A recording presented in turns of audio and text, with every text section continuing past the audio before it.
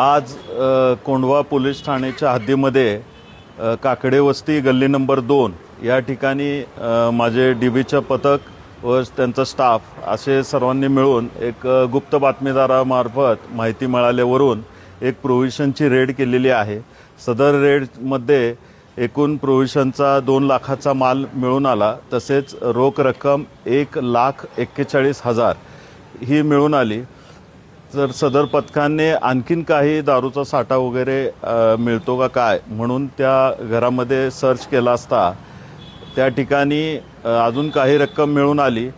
तर ही सर्व आम्ही 2 पंचासमक्ष जप्त केलेली आहे आणि ह्याच्यामध्ये जी रक्कमची अमाऊंट जी आहे ती टोटल 1,85,00,000 इतकी असून आणि 2 लाखाचा प्रोव्हिजनचा माल हा आम्ही या जप्त केलेला आहे।